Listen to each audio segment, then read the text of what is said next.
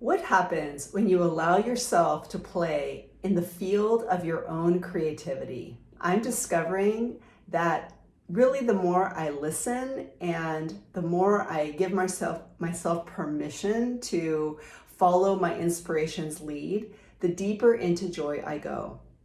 Hi, I'm Alma Cox, and today I'm going to be sharing this painting with you. It's titled Overflow, A Life Filled with Joy. I'm going to describe how it got going, its wayward journey, the part in the middle about what I learned along the way about trust and letting go, and ultimately how it helped bring me to creative freedom. So if this journey interests you, stay with me. Thank you for giving my video a thumbs up, and let's get going. The very first hit of inspiration was I imagined a figure diving into a bathtub of her own bliss. The best part of being human, getting to experience the visceral glee of life's very best offerings.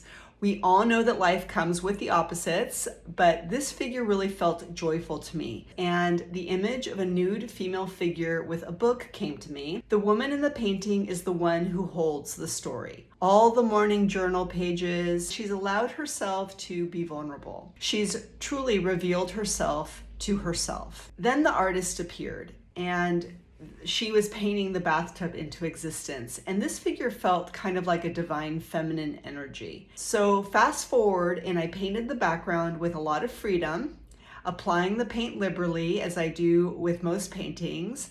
And I'm feeling free as this is happening by this point, and the creativity is definitely flowing. But as I moved into painting the detailed layers, it started to feel a lot less joyful. So when I finished it, I put it aside for a few days, and then I painted over it, which is what you're going to see next, and I'm going to talk you through my insights. So often putting artwork to the side will bring me around to liking it, but the issue really wasn't that I didn't like the painting. I realized what needed letting go was the process itself. A process that I've really been adhering to for a couple of years now to establish a style.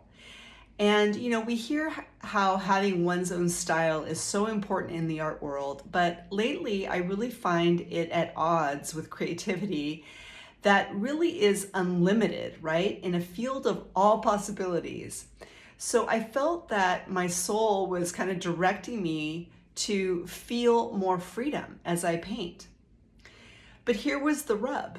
I've also been on a journey of self-love and acceptance of myself and the art that I make, and it wasn't easy to decide to let it go. In fact, I really felt like I was kind of being pulled in two directions. And it's funny because both are very worthy directions, right? Self-love and then following kind of what your soul is guiding you to do. And I think so often that we do hold on to ways of doing or being in the world because we think we should. And that was kind of like the hint for me. So I had to be honest with myself. Was I keeping it because I should in the name of self-love? That didn't really feel authentic. What felt true was keeping it was really more in line with having to adhere to a consistent style, which has to do more with the outer world's expectations that I'm buying into.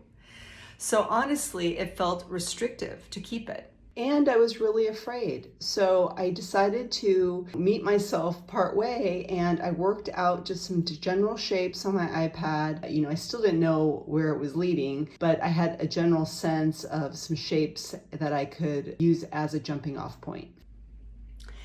And this never really was about fixing the painting either, because, like I said, I put it to the side and I could have worked on it some more.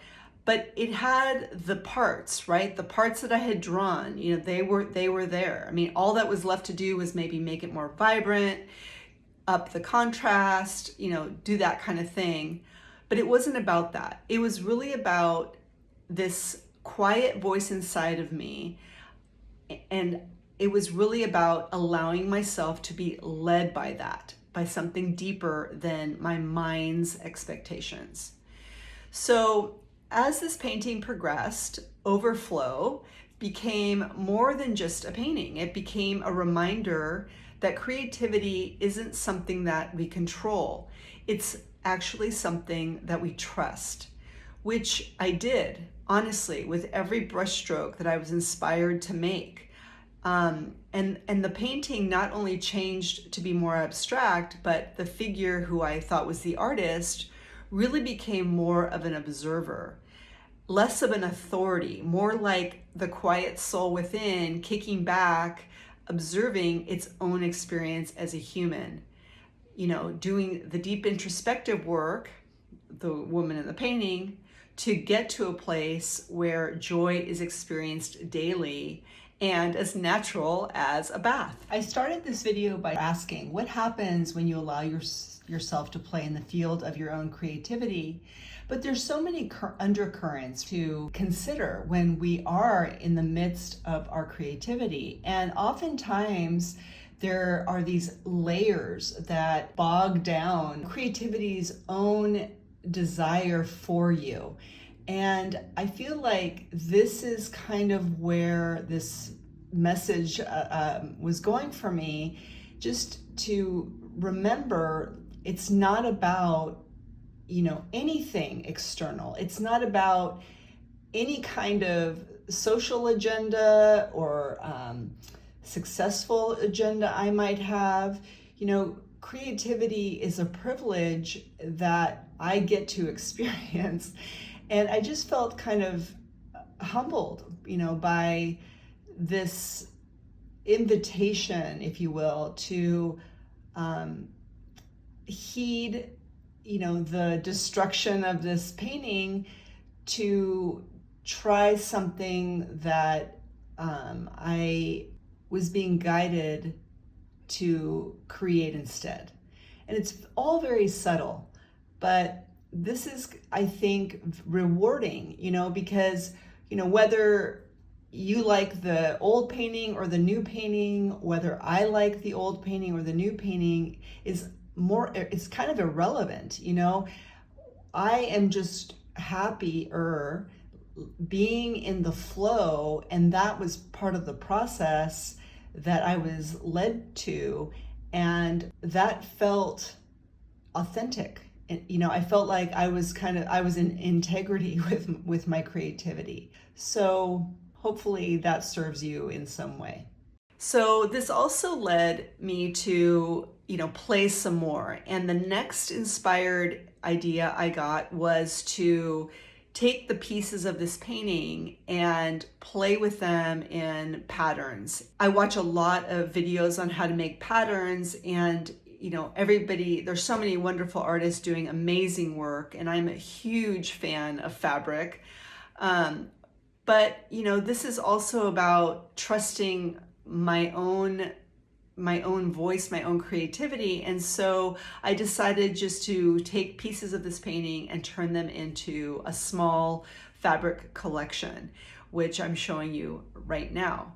Now, this is very different than anything that I see in the world. And that's the part where I feel like my soul is asking me to align with myself, with my own direction, but to also believe in it. And I think oftentimes as artists, that's the hard part. It's just believing in what we are creating and letting go again of society's expectations, and also letting go of comparisons. So now it's your turn, and I really want to know, leave me a comment below. Do you get asked by a voice within to let go of certain aspects of your creative process? I'm just really curious. I do know that in life, we all are asked to loosen our grip on things and to let go of maybe aspects of being that don't serve us anymore. And if you would like to vulnerably share that, I would welcome your comments, and I promise to be respectful and hold your thoughts in my heart. All right, you guys, thank you so much for staying with me Quick note, I do have a new Substack email newsletter, which means that I'm writing on the app Substack, and I'm also creating videos there that I'm not showing here on YouTube. So if you would like more inspiration, either go to my website and sign up for my email newsletter. I will leave that link, or you can go directly to Substack and read and watch those videos there. Thank you again. Happy creating and have a wonderful week. Bye, you guys.